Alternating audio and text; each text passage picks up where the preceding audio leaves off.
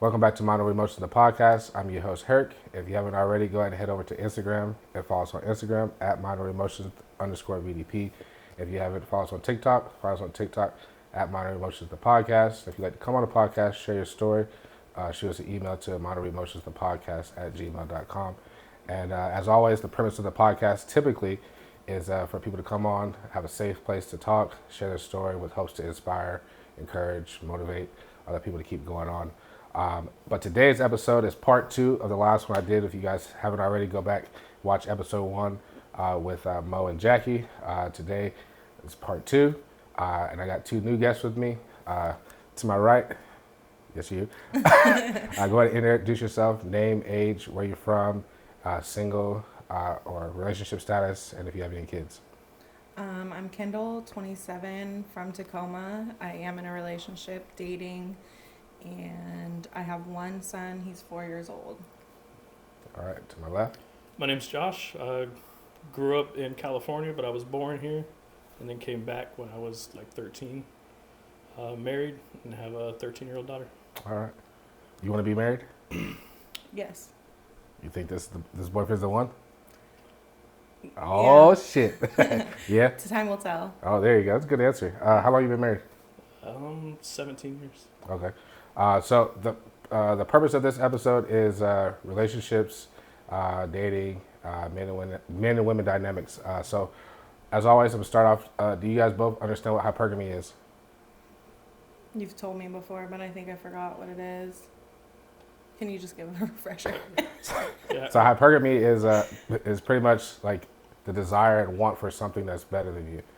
So like for most women, you guys possess hypergamy behaviors, right? So pretty much you guys want a man who's doing better than you financially, somebody who's taller than you, stronger than you, somebody who defends you. That's why you guys' basis is typically protection and provision when you look for like a spouse. But like for like us, we don't really look for a woman to provide for us or to protect us. So typically our women are smaller, more feminine, right? So that's why when you get an alpha male or a man who's like really masculine, you're able to relax into your feminine behavior. Your femininity, right? So with that being said, would you consider yourself to be an alpha woman? In certain aspects of my life, but not all the time. I think I do kind of switch depending on if I'm dealing with my partner or if I'm at work or with my family. Okay, so when you're with your partner, you're more feminine? I try to be. Okay. And would you say that your wife is more feminine or alpha? Feminine. Feminine? Yeah. She's definitely alpha at work. Oh, yeah. She has it. Yeah. So let me ask you this then. So do you think that 2 alphas can coexist? Yeah. Either one. You do?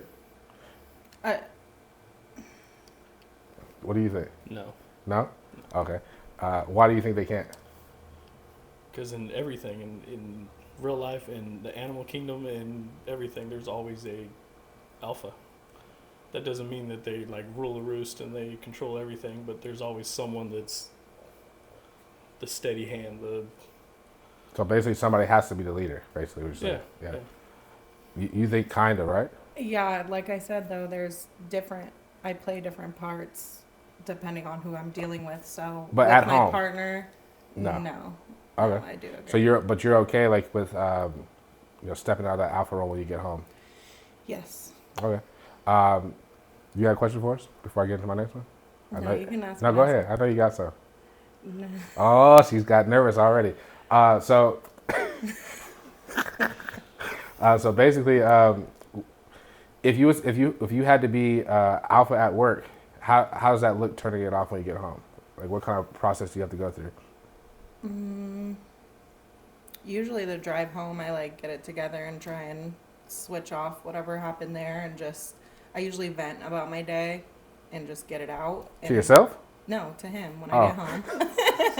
She's in the car just talking shit. No, I usually tell him about my day, and then after I release it, I try not to hold on to anything that happened and just go back to being at home and not think about work. Okay. Now, the feminine version of you versus the alpha you, though, what does that look like? I would say when I want something, I deal with it a lot different. At work, you know, I just say how it is. I'm working here. You're gonna comply with what needs to be done and be on your best behavior. But when I get home, if I need anything from my partner, I try and do it in a way that I don't want to say makes it seem like it's his idea, but just kinder and gentler. Okay. Just maybe not outright telling him what to do or saying something, more just communicating and letting him know what's going on and what I need. Okay. Do you think that you could be with a woman who is like alpha at home, at all? At home, probably not. Not like there's certain things where maybe I need to be not necessarily put in place, but like told to like, hey, wait, maybe you're going wrong about this, pushed a little bit, but like no. But you know what I say, man? I always say this, right? So I say that your partner, your woman, is like your navigator, Yeah. right? Because as guys, as men, a lot of times like we're trying to lead, and a lot of times we see things, we get on one path, and we're like driven that way. We're focused on that path, and it's up to our partners to see down the path, right, and tell us like, hey, like, you know, like maybe we should try doing this, like, you know, I don't know, not necessarily try to sway us from what we want to do, but give us some like opinions and give us advice. That's where, you know, that balance comes in. But I think that a lot of times most men they get caught up in wanting to just be like, it's my way or the highway type thing, and then that's when, you know, you start bumping heads, and then the alpha. I feel like every woman possesses alpha, right? Absolutely. And when they're with the Especially right, mothers, I feel like. you said mothers? Yeah, especially. Yeah, I got a question about that. Okay. You want to know it now? Yeah. All right, so your mom and your child, that's not your significant other's child, right? Mm-hmm. How long did you have to wait to let them meet? We knew each other for quite a bit of time, years and years. I've actually grew up with him since like 4th grade. But I'm saying like to be like you meet Involved with each other. Yeah. It had at least been 8-9 months Okay. of us being interested in each other and spending time together on a regular basis. And you guys live together, right? Yes. So when you go to work or you're out about, do you allow him to, like, have like, you know, tell your son what to do, chastise your son, all that kind of stuff? To a certain extent, I feel like it's a process for sure. You can't just come in and turn whatever dynamic me and my son have up together, but they are very close and they get along and do a lot of the fun stuff together. So there definitely has to be a boundary of, he's an adult, he's someone in your life that, just like an auntie or like. Does he provide for your son? Yes. So then Not for everything, but in ways. No, I'm saying like, but he's at the house, he's paying bills, he's pitching in for like, you know, food and making sure the well-being of the son is taken care of, right? Yes. So then why is there like a limit on what he can do? Because he's not his father and he's not his mom. So the agreement that me and my kid's dad had when we had our kid and how we wanted to raise our son, he wasn't a part of that. So he can definitely be a part of the village and part of raising him and, you know, a good male figure in his life, but he is not his dad. So I'm just trying to understand, because I'm always confused, right? So like, let's just say hypothetically you're at work, right? Mm-hmm. And he's at home with him, right? And let's just say he like just flat out just disrespects him, maybe hits him or something like that. What do you expect your significant other to do? I mean, I guess it just depends on the situation, but... Well, how would you feel if he hit him back? He popped him and sent him to his room. Right now, I wouldn't feel comfortable with it. If we were to get married, I think it would be a different story. Okay. Because that's him signing on to be a parent to my son. Right now, we are dating, and my son is the most important person in my life, but like I said, he's not his dad. He's not his stepdad. Oh, yeah. Touche.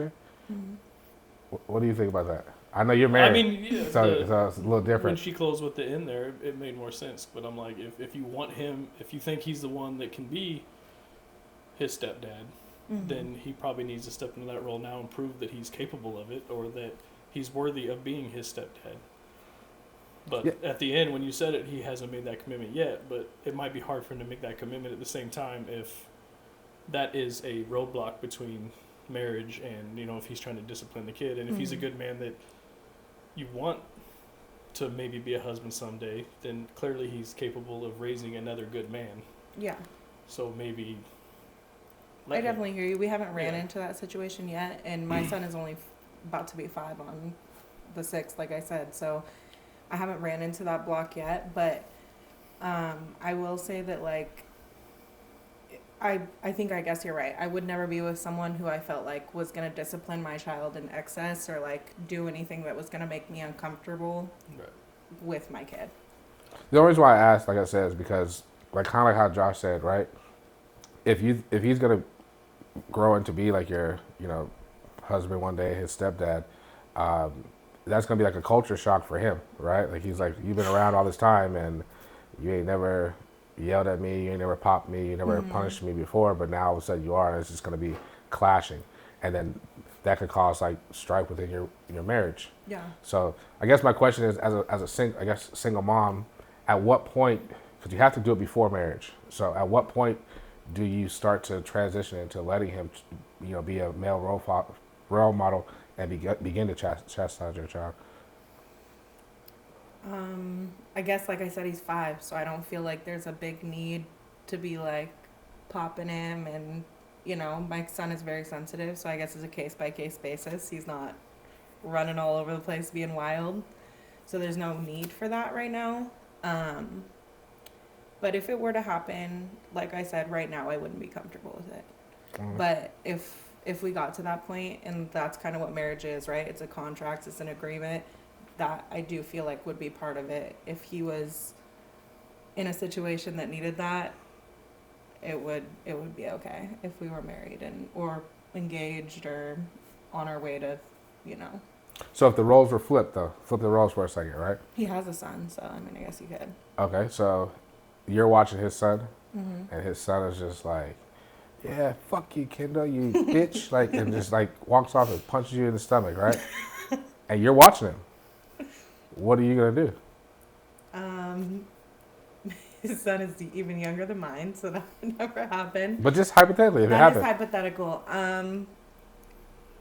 I, as of right now, I would probably just call his dad and be like, this is wild, I guess.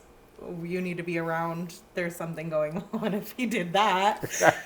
But if it was to a point where, like, I do feel like he needed a spanking or something, yeah, I don't think I would personally be comfortable with it. Just because If it was a I girl, think- what about if it's a girl? I think maybe I should also say that I had a stepmother growing up that was not the kindest to me as I was growing up. We're fine now. My dad and her are still together. But at that time, she was not very good to me as far as verbally and, like, the way she treated me. So I have, like, a big love in my heart for stepkids. I think that there's usually a gap between raising someone kid who isn't your biological, and I don't think it's right. I went through that experience, so I would never want to put another kid in that experience. So I'm very err on the side of caution. I would never do that. I think one thing I've seen from the outside And I'm the looking mom in, too, right? because I don't have a stepkid or whatever, but Yeah. like just having friends or family or knowing people that are, it's like understanding that when you get married to someone that has kids, like, they're not stepkids, they're your kids. You married your husband, or husband married the wife, and that kid is your kid now. It's not a stepkid. It's not I can't do this because it's my stepchild or whatever. No, that's your child. You chose the whole package, not just Kendall and the boy. Yeah. You know, But I feel like so that it's when it's flipped, when it comes like a dad with the kids, we often give that right to the woman that we're with as a stepmom. We're like, these are your kids, you know, raise them as if they're yours, chastise them as you please. yeah. But when the roles are flipped, it's like we're like on a leash. Like, it's like, because it's always like you're not the father, or even if the father's nowhere around, it's like, these are my kids. I don't hit them. You know, it's like all these like limitations. You know, Yeah. and I think that as guys coming into that, I think that sometimes like that there's that confusion. You know, but at the same time, I understand the single mom, because there's so many guys out here, just people out here who abuse kids, and just Yeah. you don't know what kind of mindset these people are, and if they're doing it for malicious reasons, just for like trauma from when they're kids or whatever the case may be. So of course I feel like I really honestly start to feel like that when you're coming into a relationship with kids, single mom, single dad, whatever the case may be. I feel like when you're getting approaching that like long term commitment thing, I think as a couple, as a family, you guys need to get therapy. You know, seriously, because No, I can Yeah. hear you. because you need to. That's how you can get out like how you feel. Like, you can see what kind of person this person is. You know, like what kind of trauma they have, like what kind of mindset they have going into this. Because some people, just because you're a man, you know, for instance, I'll speak as a man. Like, just because you're a man doesn't mean that you know how to raise a child doesn't mean you know when the proper use of like the pop or the raising the voice or the stern talk, because there's levels to it. Yeah. You know, Yeah. so I think that, you know, like for me as a father, like it took learning, you know, because naturally, like, you know, especially with raising a daughter versus raising a son, you know, there's only, you know, women are emotional creatures. Like, you can't just go off and just smack the shit out of your daughter and be like, what did I tell you to do? You know, but your son, you know, you might be able to punch him in the chest and be like, get it together, man, and he'd be fine. I mean, yeah. I was gonna say that too. Like, raising girls and raising boys is very different. So I guess the dynamic probably is harder with a stepdad and a stepson, or like, you know, that kind of thing versus a daughter, because men are supposed to be more nurturing to their daughter, more, you know, kind, show them how a man is supposed to treat them. But you have to teach a boy how to be a man. So I think being a single mom with a boy would be difficult for the reasons you just said, like having a man come into life that's like, is he good enough to raise my son? Because that's really what he's signing up to do. Yeah. And it's like you letting go of that, because, you know, I couldn't raise, I mean, I could, but I don't know how to be a woman, so it'd be hard to raise a daughter by myself. mm-hmm. And you don't know how to be a man, so you Yeah. can't turn a little boy into a man. So it's hard for women from that standpoint, I would think, to find a good man that He made a good statement. could. He did. You have a son. Do you Yeah. think that you could raise your son to be a man? Not all by myself. I don't think I can, and I think I used to think I could, and then I think it's more the little things. Like, I remember when he was younger, we were playing, like when me and my kid's dad first split up, we were playing football in the backyard and like just messing around, and I turned around to like hike it, and I'm not a big sports person. I bartend sports events, I never watch it unless I'm like physically there. Yeah. And I went to hike it, and I was like, I turned to my friend and I was like, is that what you're supposed to do? Like, am I teaching him the wrong thing? Just that, to like, I can see it, like the older my son gets, the more he craves like male attention and just like a male figure and to do manly things. And that's just part of human nature, I feel like. And I am grateful that I have his dad in my life. I have my best friend's a guy. He has uncles, so he has a big, like, strong male figures in his life. You know what I mean? So I am very grateful for that, because I feel like that's important. for sure. Josh, you're like one of the first married men I've had on here, right? Would you say in your relationship, who would you say, you or your wife, is the logical thinker, and which one's the emotional thinker? Yeah, it kind of depends on the situation. I mean, it does vary. It depends on like what situation we're talking about. If you're talking about a job or a life change or the kid doing this or that or whatever, I think it varies. Okay. But by nature, I think females are usually a little more emotional with situations, and guys are usually like myself. I feel like I'm more like pretty level-headed. Yeah. Like, I will, if I get pissed off enough or whatever, I get kind of quiet and I'm gonna stop for a little bit and think about it before I react.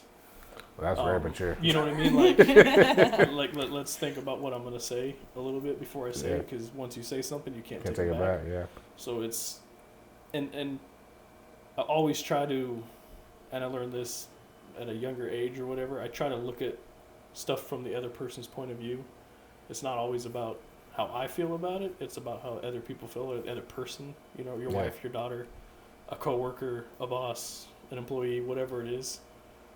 Like, all right, try to understand their situation and what they're going through at this moment in time. Like, I've had employees work under me and lose their cool or whatever, and then like 2 minutes later they're like, I apologize. Like, dude, we're good. Yeah. Like, everybody's going through something different, trying to like, all right, you know, like at the end of the day, it's over. Let's go have a beer and forget about it. Just don't disrespect me. Yeah.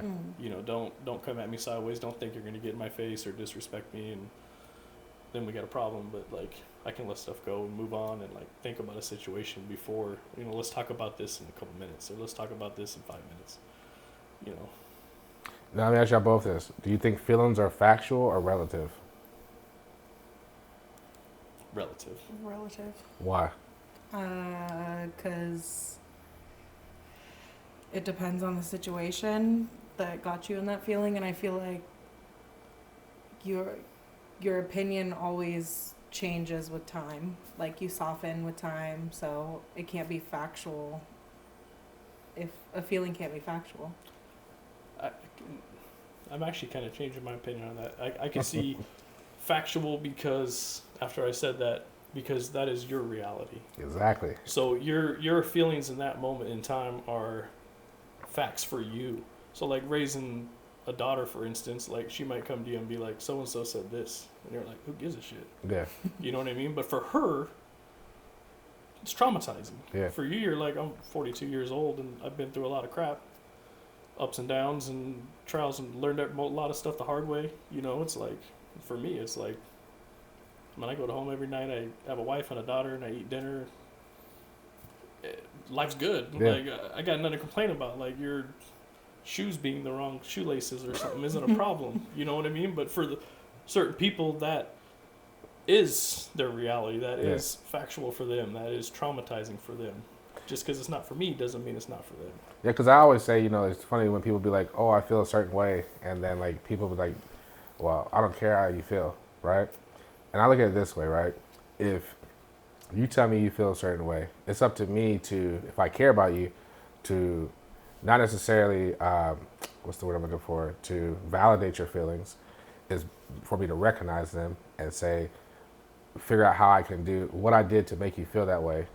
What I did may not be wrong, right? But I have to address how it made you feel. You see what I'm saying? So, because it's real to you. You know, your feelings are real to you. So I feel like the feelings are factual. They're factual in that factual to you in that moment. Kind of like how he said, even though to me they might just seem kind of like pointless. Like it's like who cares? But if I care about the person that I'm interacting with, then I need to, you know, address those feelings and how I made that person feel. But a lot of times people just be like, you know, who gives a shit? Like, Yeah. You know, kind of like how Josh said, you know. Yeah, Josh, I know you got a question for us. What you got for us, man? I don't yet. Oh man! Just so you guys know who's watching, I appreciate you, Josh. You stepped in. We had somebody who had to back out, and at the last minute, Josh decided to step in and join the podcast. So I appreciate you, man. Thank you. So if he's not asking too many questions, it's not because he's not involved. It's because he's like, he's a spare of the moment. He had no idea he was coming. Kendall, run those questions. All right. Number one. She memorized. Number one. Yeah, she memorized. Do I need a pin? I talk to a lot of people about their relationship. I don't know if it's just my job or Keep people talking feel about it. like they can talk to me. But I think it's mostly my job where I hear about a lot of like relationship issues. And I always tell people, I'm like, what are your top 3? Like your top 3 non-negotiables, the things you need from your partner and you're not willing to budge on it, whether it's loyalty, whether it's financial stability, whether it's, you know, what are your guys' top 3?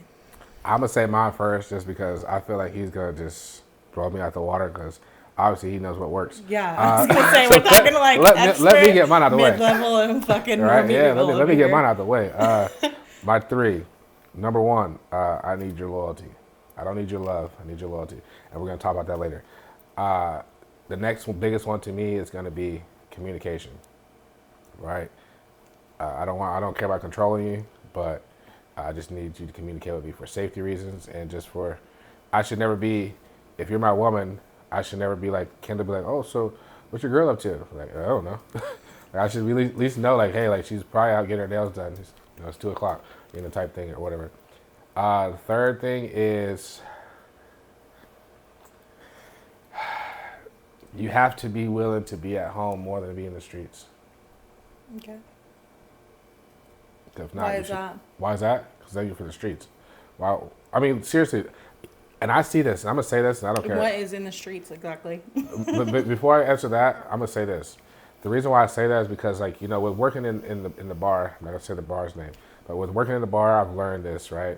I see couples that come in the bar every single night, and what that tells me is that they don't enjoy each other's company, because in order for you guys to be happy together, you guys have to be out and be sociable.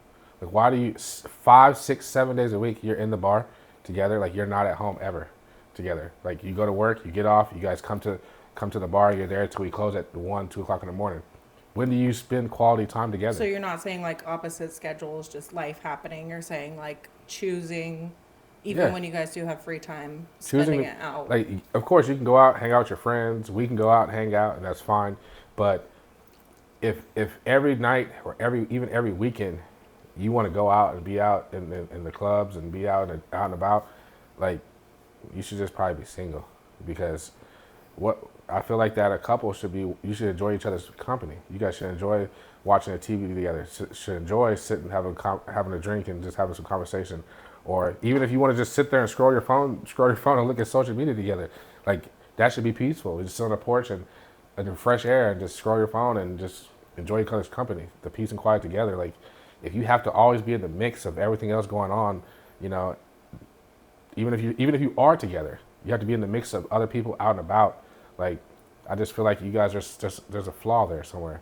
There's a dislike somewhere, and you guys probably should address that. And you should be able to just sit on the back porch with a glass of wine and just talk. Yeah. Like, And even if you don't talk, just sit there. Yeah, Yeah. enjoy the quiet, enjoy the sound of nature, and just be like, just be together. yeah, just be together. That should bring you peace. Because here's the thing, right? When you get in a relationship, and you get, especially like a marriage, right? Because I've been married before. When you get in those relationships, it's you guys against the world.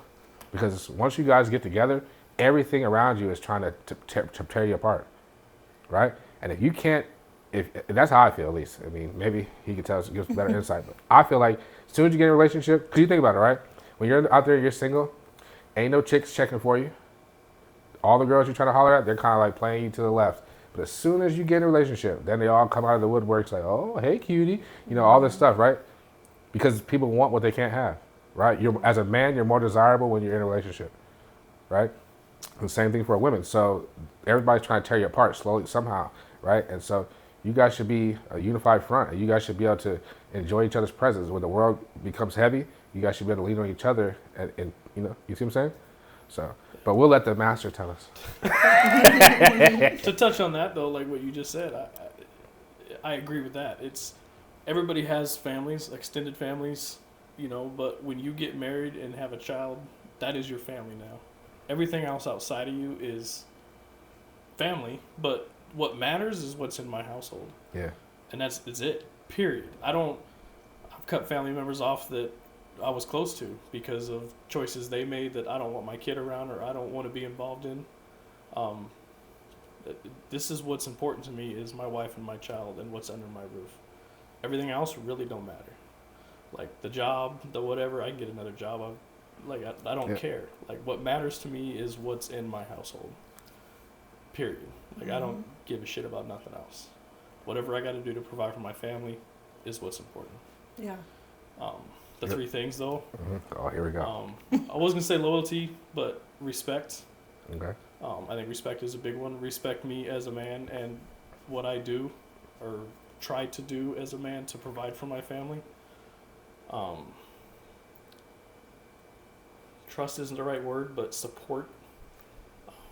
I like if I want to do this business venture or change this job and do this, or I'm going to want to make this decision that could be good or it could be bad. Trust that I'm going to do everything I can to make it work. And if it doesn't, trust that the next thing I say is going to work. You know what I mean? Like, so just having that support of like, I want to try this. I don't know if it's going to work. Let's find out. But I'm going to give it trust that I'm going to give everything I got to make sure that my family's okay. The third one, because I was going to say loyalty, but I'm trying to change it up because you said loyalty. But that is a big one. Yeah. Like, be loyal to me as a person because I'm a very loyal person. Like, that's just who I am. I have a very small circle of friends. If they're loyal to me, I'm loyal to them. If they're not friends anymore. I literally can count all my friends that I talk to on a regular basis on one hand Yeah. with a couple fingers down. Everybody else is just somebody that you talk to crossing in the night. Like, I don't have need for drama. I don't, like, help you out. I got your back. But if it's the same thing 2-3 times in a row, figure your shit out or find someone else to talk to. Because, you know, I gave you advice. I tried to help you. You just want to keep bitching about the same I thing. hear you on that. I'm done with it. You know what I mean? So it's like, if I call you, I got a couple buddies I can call right now at 2 a.m. I've done it before. You know, like, dude, I need help or I need something. 20 minutes later, they're on the door or they're wherever I am to show out. And I expect that from a spouse or whatever too, like, just support. What do you guys think is more important, love or loyalty? Loyalty. I think they go hand in hand. We're gonna come to that. Yeah. Why do you say loyalty? You just top. You got to start answering first. You're just topping all my answers. I would say loyalty because love, it has to do with feelings, I guess. You can feel so differently about someone you love, like, depending on the moment. But loyalty, I feel like that doesn't change. Whether you're mad at them, whether you're happy, whether you're sad, I feel like loyalty is just consistent, or at least it should be. Could you be loyal to somebody who you don't love? I have. I ain't got an answer now. Yeah. So why do you feel like they go hand in hand? Because I think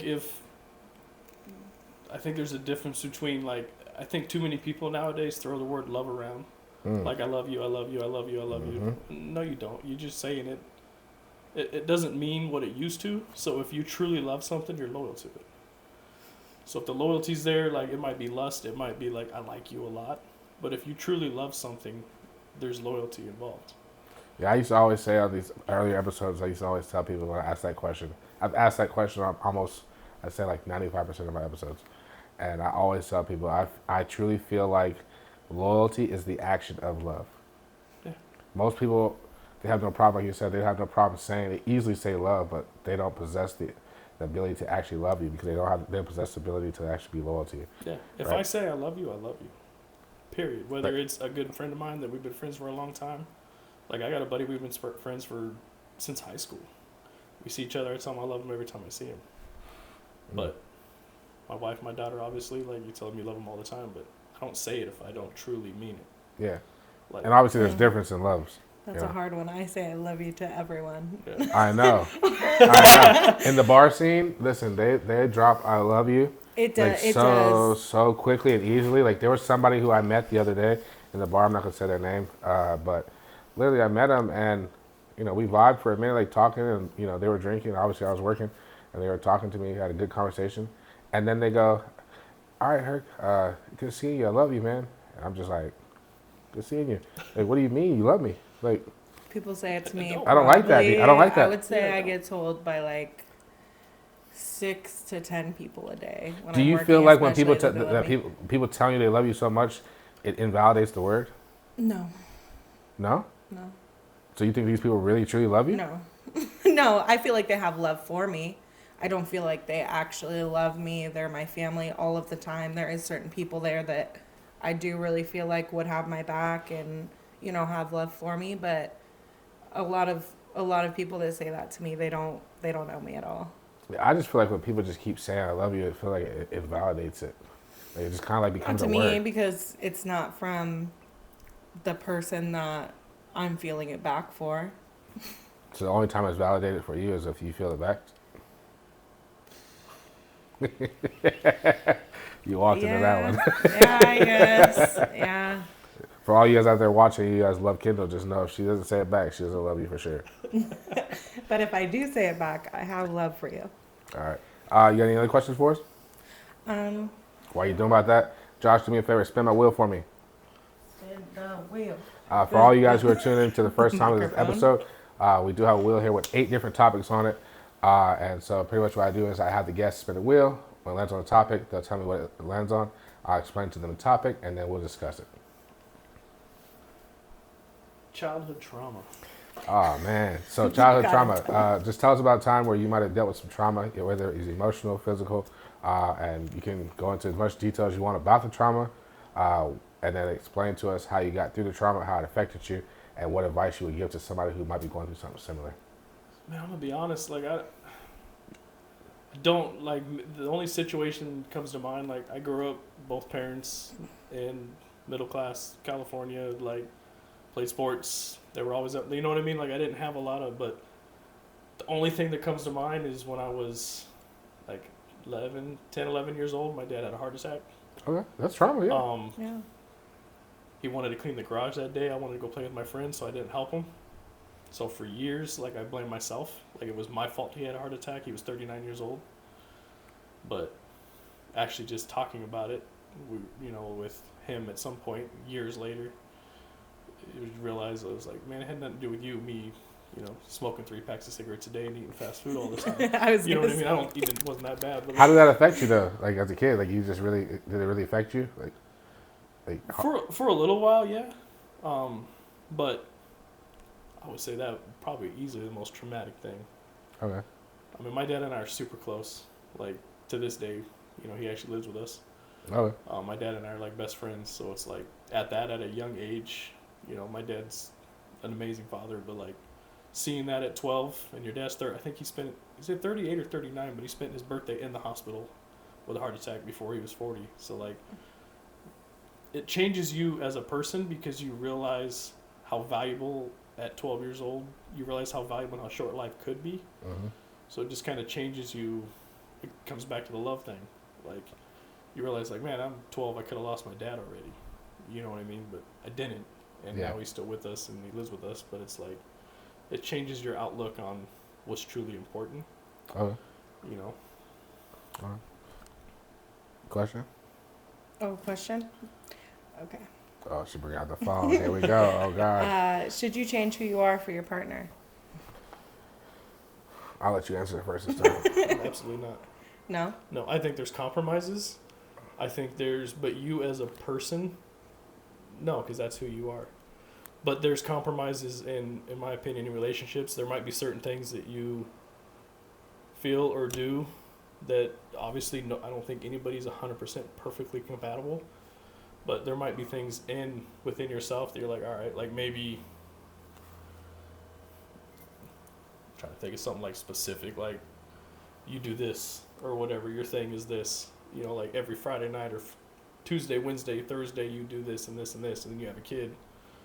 And it's like, I consider that changing. You're like, all right, I can't quite do that anymore because I got other responsibilities. But who you are is like in your soul. I don't think you should change at all because you don't change permanently. It's temporary. Damn it, man. Why You did know you have, why did you have to add the extra Why we sentence don't on let that? Josh answer first because he You- covers no, all the people- points. Get off the podcast. People are who they are. And you might change temporarily for someone, but eventually that You true circle side back. of you is going to come back Yeah. out, and it ain't going to work. God damn. So if you're trying to change who you are to please somebody else, eventually the true you is going to come back, and it's going to be bad. Well, I'm just gonna try to throw my answer out there and sound intelligent, because he stole my answer. Basically, what I was gonna say was I don't think so because I don't think people change. I think that people alter their behavior to appease your feelings, and then once they feel like you're not on their back so much and you're not hassling them, then they relax and then the real them come back out. That's why relationships that are dependent upon each other changing, they always circle back around to the same problems. It'll be good for a little while and then come back because you're asking somebody to alter who they are. Especially, you think about it, right? You're how old? 27. 27. 42. And I'm 38. Whoop, whoop. Birthday yesterday. Happy You guys birthday. cash at me if you want to. But no, at this point, we're who we are, right? The only thing that's really going to change love us, is developed. the only thing that's really going to change us right now is, like he said, is a kid. And all of us have children, so we're who we are, right? Like having another kid is not going to be like, oh, well, I got to buckle down for real now. Like, you're who you are, and so I feel like the problem with most relationships is they get into relationships and they want people to change. They try to change their partners. No, I feel like this. You get into a relationship, in the first 6 months, you should be paying so much attention to that person and finding and being so honest with yourself, finding things that you cannot live with, right? So when you find something that they do that you don't like, you evaluate it. Is this something that I can live with, or is it something I can't? And be honest. And then if you find something you cannot live with, you tell that person, like, hey, Kendall, like, you know, you wearing a polka dot shirt It's with socks cheetah. is just, you know, I had to look at her feet just to she. you know, I can't live with that. Like, you know, Yeah. you know, I'm just And I throwing would something. say it's actually a leopard shirt, so I can't live with the fact that you Exactly. don't know your animal prints. That's Exactly. I'm just concerning throwing- to me. 37. Screw you. I'm 38. But no, seriously, I just feel like, you know, you should figure out what you can and cannot live with, and then really evaluate it, and then be honest with your partner, rather than trying to have your partner change or you try to change for them. It's because it's never going to work. You're going to always be who you are. Eventually, you're going to come back to who you truly are. So, and I just don't believe people change. So, to answer your question, I think that no, you should never change for your partner. You shouldn't even attempt it. Just add an extra stress to life. Let it be who you are. Yeah, And find somebody who that's accepts why you. my first question about the top three. That's why I always tell people, I'm like, are they fitting into these three categories? I feel like everything else can be kind of negotiable, or you guys can work around. But your top three that you're not willing to budge on, those are like your walk away things. Because sometimes the lines can get blurred.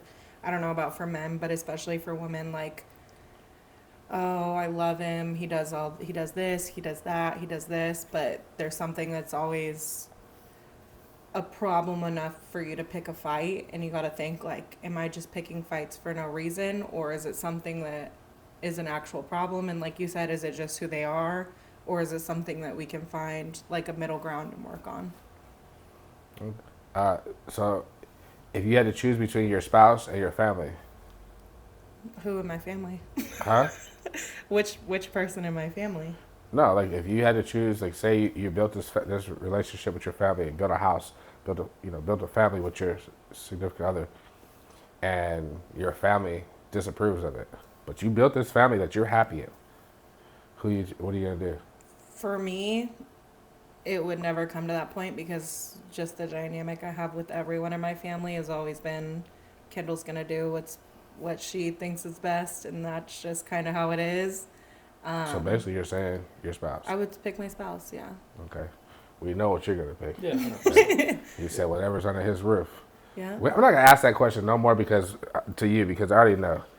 He gave us a game plan. Yeah. You know, it's pretty much, and I feel like that you protect your 3-foot world. You know, who the 3 Fs, who's fucking you, financing you, and feeding you. Yep. You know, True. those are the people who matter. You know, because if they're not paying your bills, if they're not the ones, I always tell people this too, right? When it comes to like like your significant other, right? When you're in public and you guys get into let's just say your significant other gets in an argument, right? And let's just say your boyfriend's out, he's dead wrong. You know he's wrong, right? Are you going to, in public, are you going to tell him that he's wrong? You can correct him and be like, no, you're wrong? Or are you going to have his back, whether that's verbally or quietly? Have And his then tell- back. Have his back and cuss him out 100%. later. We'll Yeah. talk about it later, but I got your back now. Yeah, you're supposed to be a solid front in public. I don't care if you're telling somebody they got a polka dot shirt on and it's leopard. I'm gonna go with it, and then I'm gonna be like, Listen, you're an idiot. we're made gonna us figure it both out when look we get to the stupid. car. I see relationships all the time, and a lot of times, honestly, it comes from women, unfortunately, where the guy will be out and he'll probably get in an argument, and then she'll be like, no, you're wrong, and then no, that's not how it works.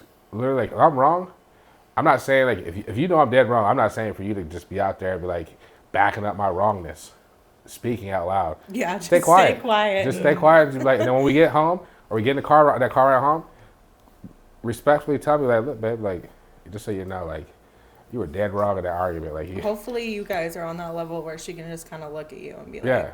And that's another issue you gotta "Stop address. right now." Well, yeah, for No, sure. we're both With gonna be that. in handcuffs at the same time. Like, Yeah. man, you fucked up. Like, You got me in this bullshit. Like, you didn't see me look at you. Yeah, but I see relationships like like when I used to work in Vegas, I used to see it all the time where like especially like the guy, like his girl would be arguing with somebody, and then he would literally I've seen many times where the guy will tell like his girl like shut up, you're wrong, And you're Or just like trying to resolve the situation after like validating the other person. Yeah. Absolutely not. no.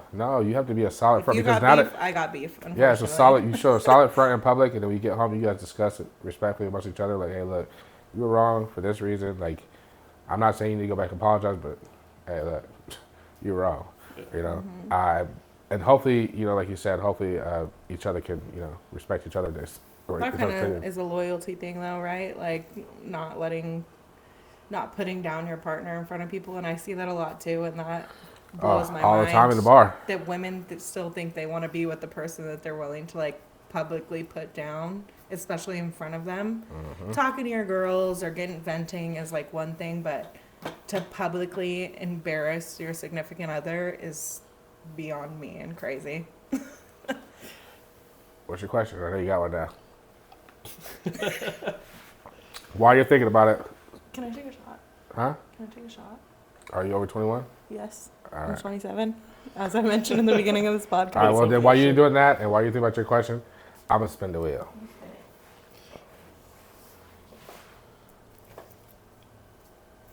Let me know what it is.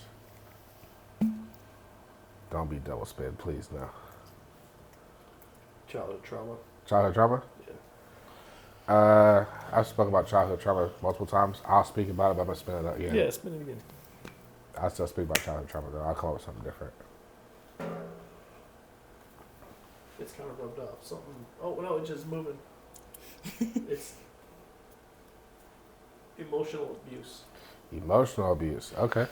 So we'll do childhood trauma first. And what I'm going to talk about childhood trauma, I would like to, after I tell it, I would like to, I'm going to give my advice to somebody, but I would like you guys to give me your opinion on what you guys think about this, right? Okay. So basically, right, I grew up without my biological father for the most part. I had a stepdad. When I was around the age like 10, I will never forget, it was Father's Day. And I never thought that I had really kind of like struggled with the absenteeness of my biological father until this day on Father's Day, where they wanted me to tell my stepdad Happy Father's Day. And I don't know why that day, out of all the other Father's Days, where it just hit me, it was like, but you're not my father. So I refused to sign the card. I refused to tell him. It turned into a whole big thing where it got physical between me and my stepdad. Like where I literally was like, you know, like you're not my dad type thing. And it got bad, right? I'm not gonna go into too much detail about how bad it got, but it got bad to where mom had to step in. And, you know, it was physical between me and my dad. But I would say that I'll take blame because I've always been a fighter and not scared of anyone. So, and you see, I'm short at 38, so you can only imagine how small I was at 10. And I didn't care. I took off on him. I swung, and I made contact, and you know, it just happened, right? So, for you guys, right, having children, right? Do you feel that I was wrong for not wanting to tell him Happy Father's Day? Or do you, mind you, let me give you some backstory on that. Mind you, this guy stepped in and raised that. My stepdad stepped in when my mom had 4 kids already. Stepped in and took us on as his own. He's protecting us. He's providing for us. He moved us back and forth across the country. He's making sure that, you know, we have clothes on our backs, food on the table, like we're doing everything for years. He stepped in when I was like 5. So at least 5 years at this point, right? Do you think as a kid that I should have at least given him that respect? Truthfully. I think, I mean, it's hard for me to speak on, obviously, because I don't have any experience on that. But being 5 years old. No, I was 10. No, I mean 5 years old when he stepped in. Okay. So did you know your biological father prior to that? Was he involved in your life? Were you I knew somewhat close? I don't know if I would say close, because I was a kid. He left my life. Was incarcerated when I was 4. Okay. But I knew who he was. Yeah. So at 5, I guess my question would be to try to answer that is, at 5 years old, from 5 to 10 years old, for that 5 years, you said he traveled or whatever to provide for the family. what kind of relationship was actually there? Who You know, traveled? with your stepfather? No, he didn't travel. I said he moved us across country. Oh, moved us across Yeah, country. like 'cause we were when he came into our life, we were in Fairbanks, Alaska, Okay. and then we went to California, and then we went to North Carolina, and it's just kind of like a thing like that. But we were always with him. He always kept us with. He always made sure we were never homeless. I mean, he did the best he could. I mean, he went from having come in where he had no kids. My mom had 4, and he took us on and never made us feel like we were not his. Right. Kind of like you spoke earlier, like he literally stepped up. So as a 10-year-old kid, I'm asking you guys for your advice to me as a 10-year-old kid looking back, as a grown man looking back as me as a 10-year-old kid. Do you think that in that situation that I was wrong? I think wrong maybe to get physical, but I understand from your standpoint you're not my real dad. Because at 10 years old, at least for me as a 10-year-old, granted that was 32 years ago, like that is when you're starting to come in to be a man, and you're kind of like, well, you're not my real damn dad. So you're starting to test. Like for me at 10, 11 years old, I thought I was going to pop off. Yeah. I thought I was going to be tough, and I've had one spanking my whole life, and then when I was about 10, 11 years old, I thought I was tough, and my dad picked me up by my shirt and set me on the ground like that. Like, you want to act like a man, I'll treat you like one. And that's only the time, twice my whole life my dad ever put his hands on me. So it was like, at that age... What the hell are they doing on there? Drag racing? At that age, from a male perspective, you are like I'm a man. No, I'm 10. You know what I mean? But you're going to challenge stuff. You're going to push stuff. And so was it justified? Probably not. But was it your reality at the time, your facts? Yes, it was. Okay. Now, I'm curious to hear your answer because this very well may happen to you in a couple years. I think, like you guys were saying, as far as like feelings and that's your reality, that's exactly what it is, right? When you're a kid, you don't have all the facts. You don't know what your parents are going through. You don't know really anything about real life. So I think about that all the time with my own mom. And like, I had a pretty, I don't want to say a pretty rough upbringing because it made me who I was, but I didn't always agree with the things my mom was doing, and maybe still don't now, or my dad. But at that time, I didn't have all the facts. I wasn't a mother. I wasn't experiencing the things that they were experiencing. So your stepdad being offended by that after he was providing for you, I could see where that came into. But I never blame a kid who, especially at 10, is having feelings about something because they don't understand everything. And if, as an adult, you can't understand that they don't get it, then that's an adult problem. That's not a kid problem. They might not be doing what's right, but they don't have all the facts. They don't know everything. So you have to treat them as such. So I don't think you were necessarily wrong. I don't want to say you were wrong or your stepdad was wrong. I don't know how he handled the situation, but that's just what you were feeling at the time. And you, especially hormones and shit, like getting into that age, everything's But you guys didn't see what I just did there, right? What? So basically, I was supposed to give advice. He gave the advice for a kid, the perspective for a kid. You gave the perspective for an adult, for the father. Mm-hmm. Now I ain't got to give no advice. What was the second one? And I thought you were a bartender. Did you make 2 shots or 3? Well, I didn't see your shot glass, dude. Oh, man. Self-care. Self-care?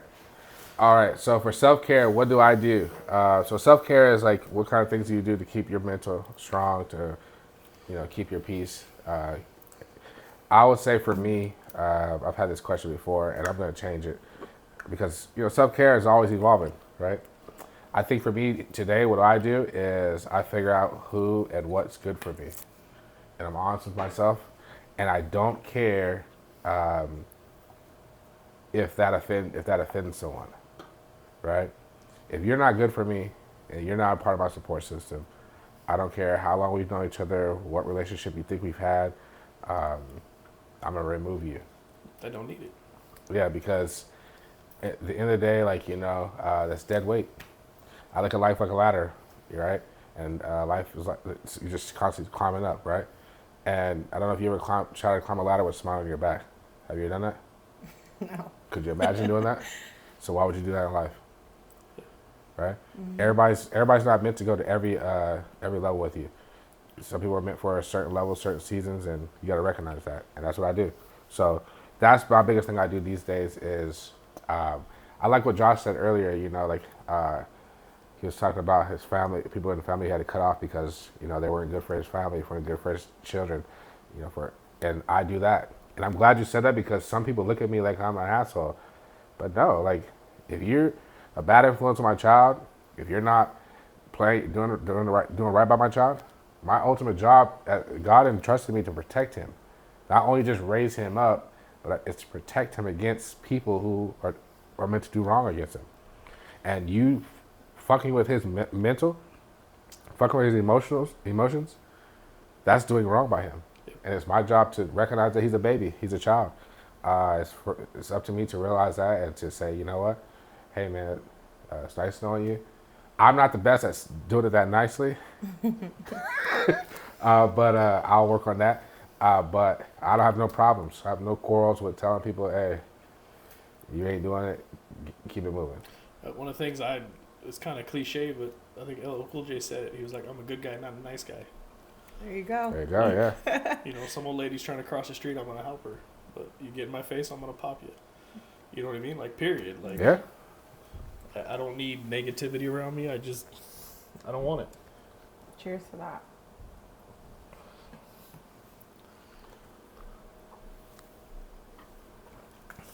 We don't normally drink on the podcast, but I think it's only right. We gotta. Yeah, Kendall's here, so we're vaping and drinking on the podcast. Yeah, Kendall. Unfortunately, we're all above 18 or 21. 18. What it's called.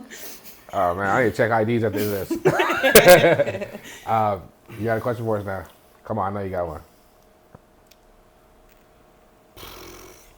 I'll think of one while we're finished talking here. Okay. Is it my All turn right. to spin the wheel? No, we're not gonna have you spin the wheel yet. We're gonna get you your last question. Let's get your last question out the way. Okay. Like, I get a question going in my head, and then we start talking about it, and it's Yeah. like, well, That's how it goes, man. I just appreciate you coming on, man. no problem. It could have been just me and Kendall one-on-one, but I'm glad you came. I probably would have been talking a lot more shit.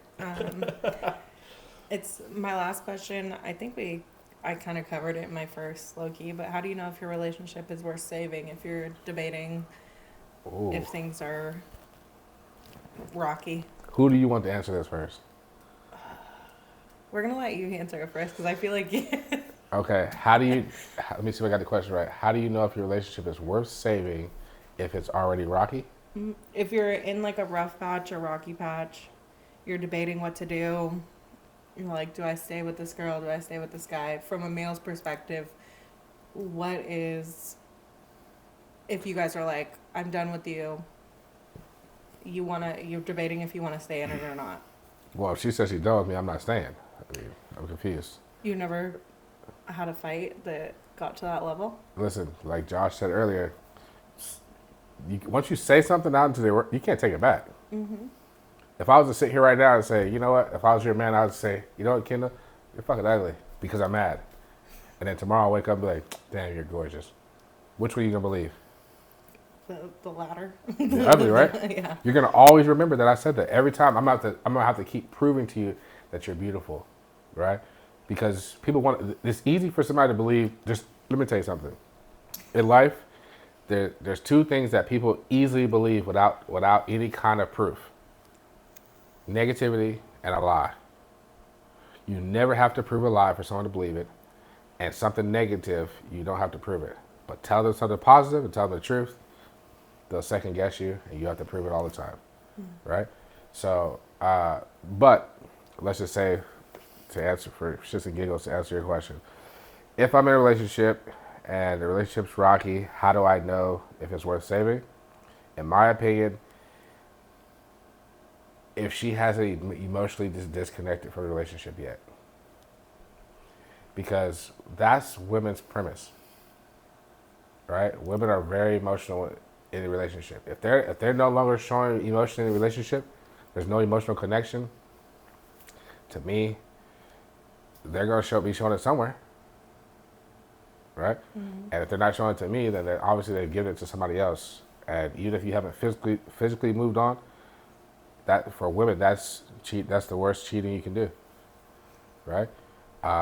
Men, we talked about this before. Men, we don't cheat with emotions. We cheat with just physicalness by opportunity.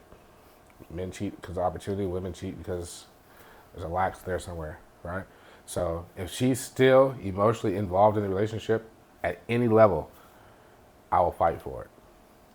But if she's just emotionally disconnected, like completely out of the relationship. What if you're the one having a problem?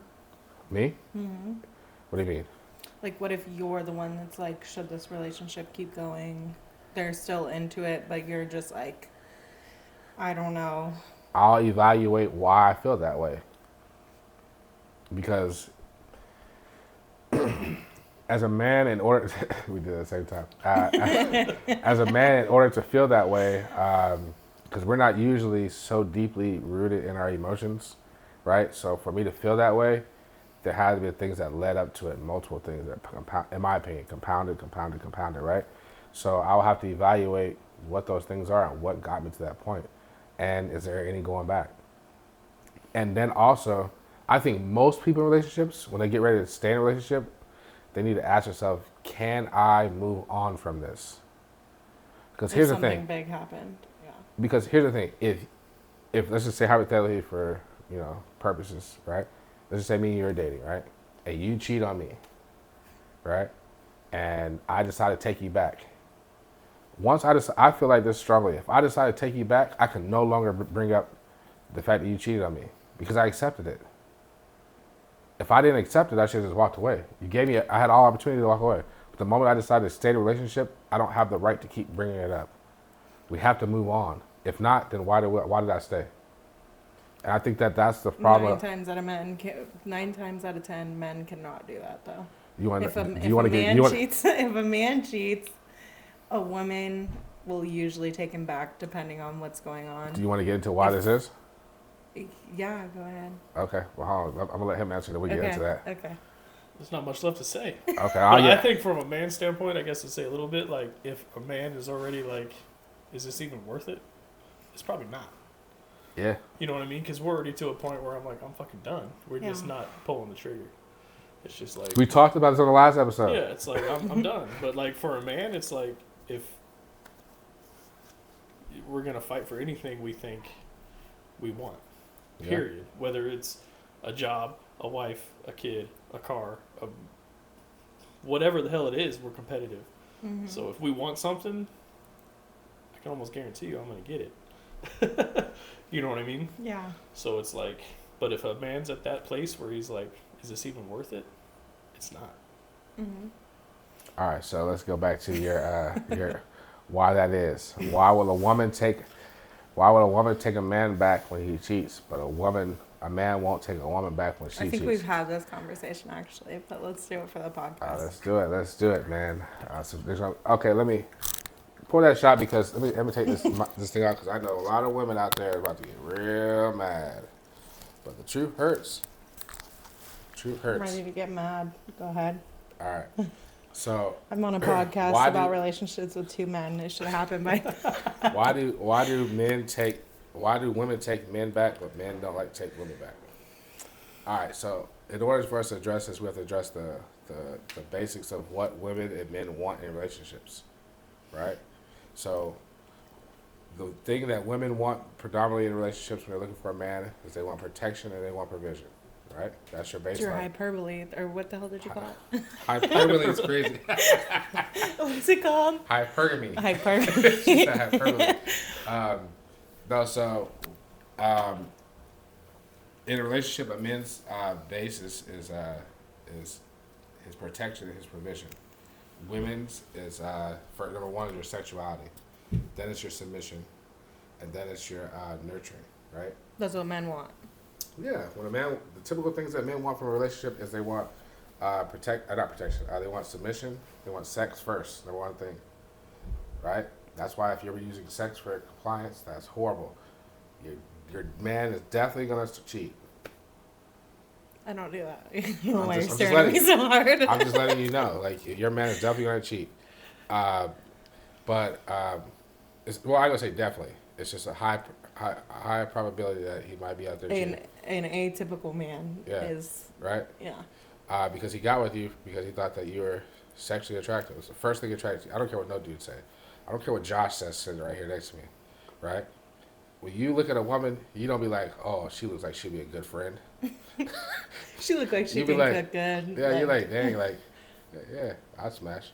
It's the first thing pops in the dude's head, right? And then you get past that, you get to like the root of who she is.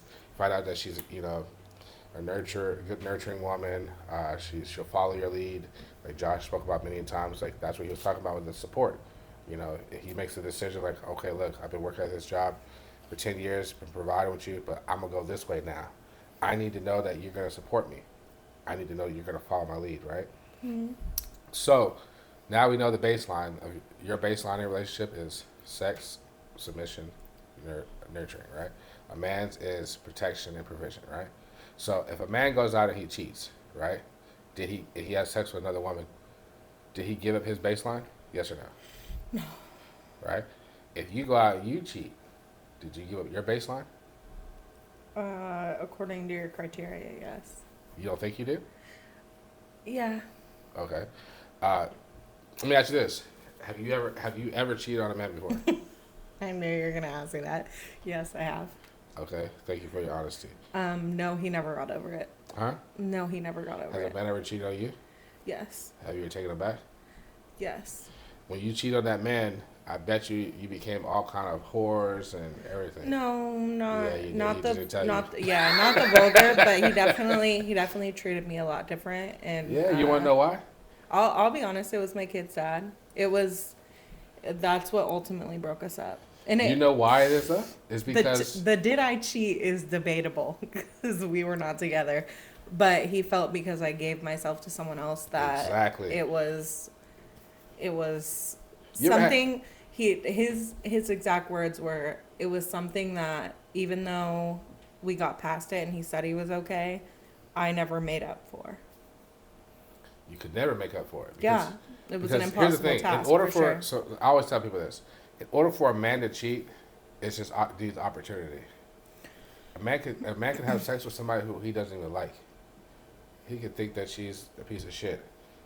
She arouses him. He has sex with her, and then that's why they have beer goggles, or what's it called, post nut clarity, right? Because it's just an opportunity. There's no emotional connection and attachment to sex for men. But for women, in order for a woman to cheat, she has to find something in that man that her man is lacking.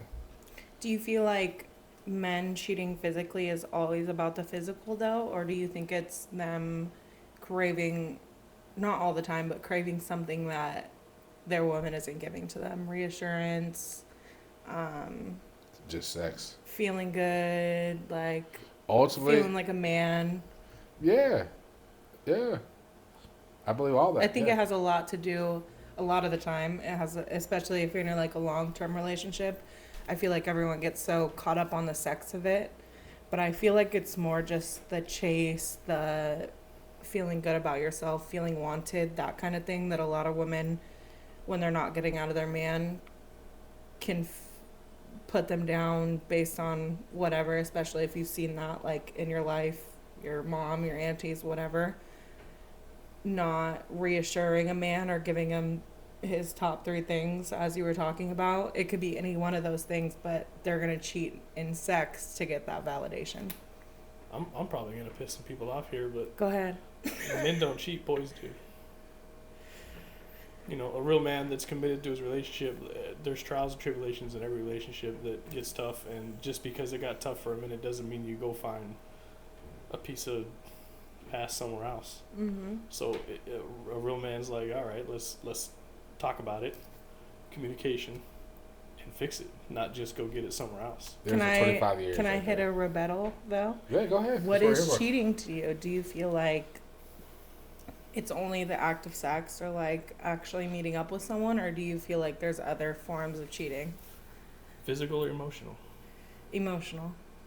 Confiding in another man about your feelings Mm, Or vice versa. Another woman. yeah. I was saying, Vice hold on. versa. I Yeah. should be able to talk about homeboys. I should be able to talk about homeboys about my No, feelings. I Yes, mean, I cheated. thought we were talking No, from like a no, woman. he's talking like, about what I women. would consider a woman cheating. Okay, like, hold on. I was about to say, what the heck? Because I feel like that's a very big thing for me. I think what you said does make sense as far as like men cheat sexually a lot of the time. I do feel like the emotional cheating a lot of the time is like you haven't dated in a long Very time, long so time, you probably yeah. don't understand as much. But cheating is much more than like sexual. I feel like if you're seeking the attention of other women, you're getting validation from them, those sort of things, you have like some sort of connection with another woman. I feel like that's cheating as far as I'm concerned. I could see that too. Yeah. Like, and I've been. And that's where my like insecurity and most of my I don't know what the right word for it is, but that is where it really gets me personally, just based on like my past relationships, is it's not always going to sleep with someone or sending nudes or whatever the case may be. If you're putting more time and energy into another woman than you are to me, or giving her something that I'm lacking, I feel like that's cheating. Okay.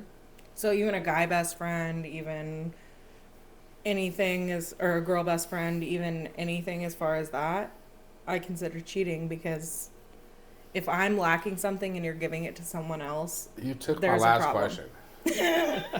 But I'm going to ask it anyway. Do you think that men and women can be strictly... I'm going to switch it up. Do you think that men and women can be strictly platonic friends? Yes. No. No? Okay. All right. Hold on. We're not going to go to you because I feel like he's been trumping us all night. He's he our came on- final answer. He's our he came on our he's he our came on our meaty podcast and- discussion. Yeah, he's the fucking referee. Yeah, he's like, gonna he's just over fucking here tell like- us how it is, because Yeah. he's the success. And I appreciate him being here.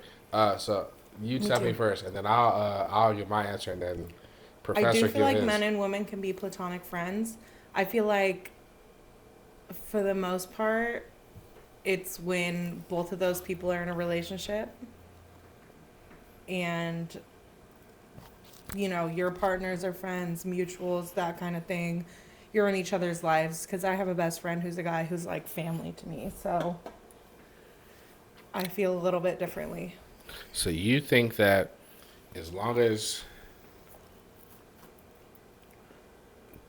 me and my significant other, you and your significant other, as long as we're all friends together, it's cool.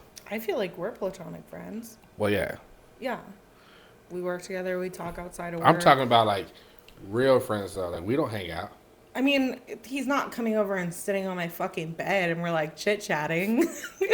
There's boundaries, obviously. But okay, so first, like you said that we're friends. Like this is our first time seeing each other outside of work. Well, except for the time we read each other. Yeah, it in the rocks. store. But that don't count. Like I'm saying, like actually, like hanging out. I guess you could say that. Yeah, I guess that's Right? true. Do you think that, for instance, I guess what I'm asking you is like, as two platonic friends, do you think that it would be okay, like for instance, if me and you went to lunch without our significant others?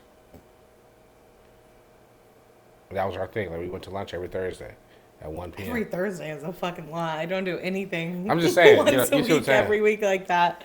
I'm just saying, like, Yes, I do feel like it.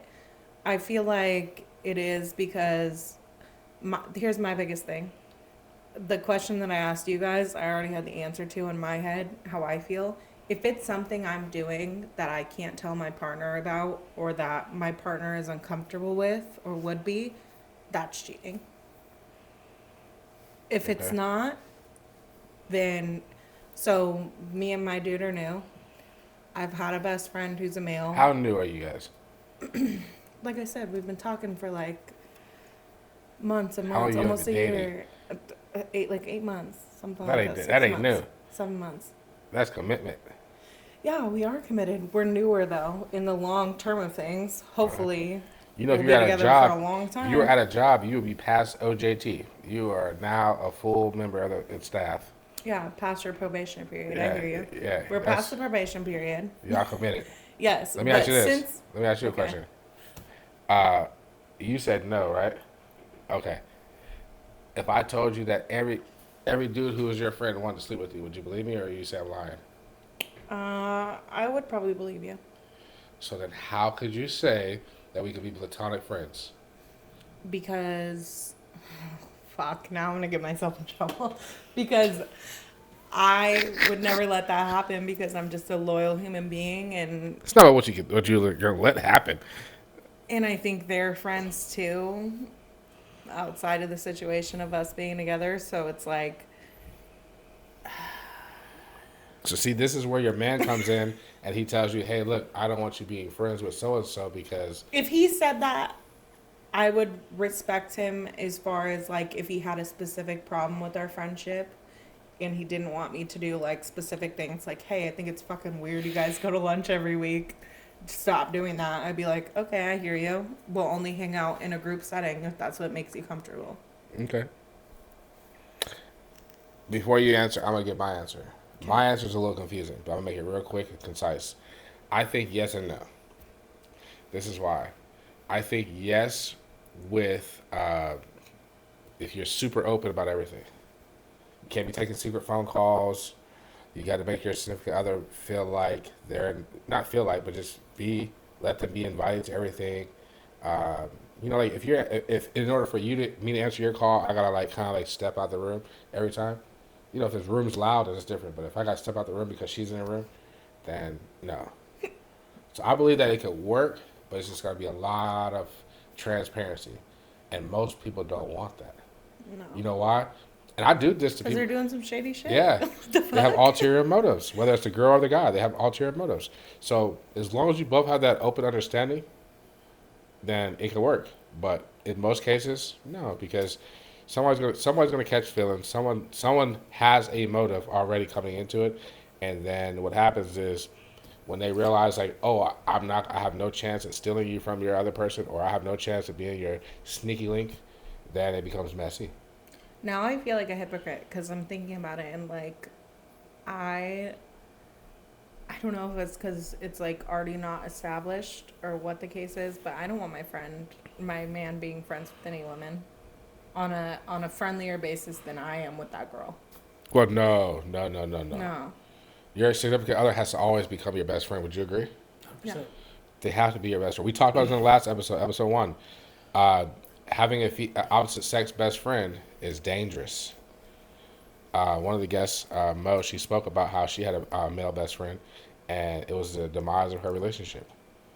Because you think about what what a best friend entails, that should be your significant other. The only step up from that is the fact that y'all have sex together.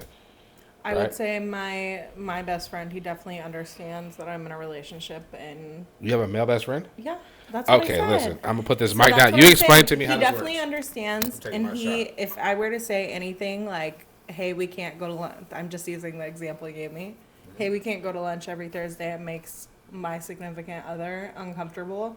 He would be like, "All right, cool, whatever. We all going to lunch then?" Like, it's not that dynamic. So All right, Josh. Um, Give us the collegiate answer to this. I trying to think how to put it. From my standpoint, men are not capable of having a female best friend. The only reason a man is going to have a female best friend is because he has other motives. So and you may think like, and I've had this conversation with other people, like the only reason he's your best friend is he's waiting for an opportunity to pounce. Whether you got in a fight with, and this is coming from me, like I don't speak for all men, but like he's waiting for that opportunity where somebody got in a fight with, I'm not saying you specifically, yeah, but you're in just general, being general. yeah, you got in a fight, so you call him because you're upset, you show up, boom, this is my opportunity. And then you're sneaky like that. You Like remember I had to explain this to you, right? Yeah. Okay, go ahead. I just don't think men are capable of it. I have don't feel zero- like it's a problem. Women Zero. either though. Yeah. Women either though. They're the same way. They just sit there and they wait.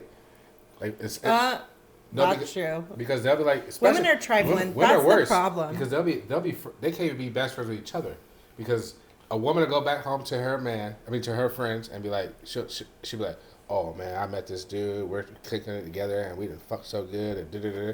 And then next time that best friend sees that man without her dude, without sees the dude without the woman, she's gonna be giving him all kind of eyes. I'll always say this. I will always say this till the day I die. My group of female friends that's in my inner circle that I would consider my best friends, I can trust every one of them alone with my man, and there's a count of 3. There's a count of 3. I have more than 3 friends. It doesn't matter. It doesn't matter. If I don't feel like if I could set up a fucking test and my fucking best friend would decline anyone I have an interest with, or that would be a problem between any of us, completely not my best friend at all. That I have a very big thing with that because I went through in my younger years, I was best friends with someone for a very long time. We grew up together, played sports together, it was my family. We spent the night together every year throughout high school and then after that. She, turns out, was not my best friend, and I was just searching for family and things that I wasn't getting at home, and she really did me dirty. So I have like a very big thing about that. If I couldn't trust you completely alone with my man, no fucking parameters, you are not in my inner circle. And that's a very big thing that a lot of women don't think about. My last question they've never caught it or they don't know. My last question. How do you know that you can trust them? It's just a feeling until they prove you wrong, I guess. Just Okay. like being in a relationship, right? You don't know. You don't ever really know someone. You don't ever really know them. But personally, I feel like I'm really in tune, and I've been betrayed a lot of times. So I look out for signs and am very open to them. But the 3 people I have on my list, I can almost guarantee $1 million on it. Put them in a room with my significant other for a set amount of time. Nothing that would happen when I wasn't there, or nothing that would happen when I was there would happen when I wasn't there. All right. I was gonna click this on, but it's not working. Y'all have any other questions? No. Well, look, I appreciate you guys coming on. Josh, what do you think about the podcast? It was great. It's great. I had a good time. What about you, Kendall? I did too. You did? I'm not gonna watch it, but You're not gonna watch it? no. Dang, she said that on air. She's not gonna watch it. Well, you I'm know not what? This gonna is your watch it. You episode. guys You were have to tell here. me. You guys were here. If you guys think that Kendall held her own and she did good, Last you guys, time it was 2 women against 1 man, so now we Yeah. had to flip it in reverse. yeah. If you guys think that Kendall did good and held her own, you guys drop a green heart in the comments. Come to see me. If you think that Josh was dropping freaking knowledge on us all night, y'all drop a freaking green and purple heart. And if you think Herc did his thing as always, go ahead and drop 2 green hearts for me. And actually do it this time. You guys be watching the episode. Y'all don't be actually dropping the heart sometimes. Hold on with this shot real quick. Josh, would you come back on and do the episode again? Absolutely. Yes. Would you guys be willing to come on and share your story, though? Yes. I don't think my story would be that exciting. I think it That's would. that- I think. You know, like- I think honestly, we should have switched this whole thing up, and from like a healthy perspective of growing up, and like an unhealthy perspective. I think we should have made this more about like raising children and how the dynamic of marriage plays into it. Because I'm very curious. It's fewer than not that I meet someone who can say that confidently, like that happening to your dad was your most traumatic experience. And in some ways, like, I hear what you're saying. That's almost scarier because you have such a perfect home life. And I was going to Such say a this. I want to interview you. This is why. Because a lot of people feel like they have to come on here and they have to share trauma in order for it to be a good episode. There's people out there who have good lives. we want to see And what that's to inspires. do. I That's guess I could inspiring. say. That's inspiring. Like, to know that, like, you know, there's people out, not everybody in America, I feel like everybody has some sort of trauma deep down inside. Whether what level that is and what it may be may differ, right? But I feel like that not everybody has went through some of the things that these people have went through that's been on my podcast. Right. And some people have had, you know, pretty good lives growing up. And that's inspiring. That's motivating. That is, Right? that's what every Because parent because wants their kid to sometimes, come on and say, right? but No, also that's it. because you think about this, right? There's also people out there who are going through lives like you, and they feel like they're searching for some kind of bad thing in their life because they feel like they have to have something going on. Like everything's too good, so they just conjure up all these bad things, right? They can't just accept the fact that I'm blessed to have a good life, and I'm gonna walk in that blessing. You know what I mean? Yeah. So yeah, come on, man, share your story, man. Let me ask you guys a question because I'm starting this new thing, right? Uh, do you think that you could interview somebody? Possibly. Never thought about it, but I don't see Okay. why not. Yeah. All right. The reason why I'm asking that is because, listen, my podcast is for the people. It's not about me, right? It's not about money. It's not about anything like that. It's for the people who's watching. It's for the people who's on here to motivate, to encourage, inspire, right? And so sometimes somebody might not feel comfortable opening up to me. They might be more relatable to a Josh or to a Kendall. And I might have you come on and, interview them, have a conversation, or you come on with me, right? Yeah. I'm literally, as you guys are watching, you guys can Are see you like, looking for a co-host? no, I don't want to co-host. I don't want to co-host because I feel like podcasts that have co-hosts, they always clash, right? I like to run when I mean by classes, I like to run my podcast how I want to run it, right? I'm open to people's advice, and I'm saying this on camera. None of this is getting edited out. Great. No, seriously, because I want people to understand this.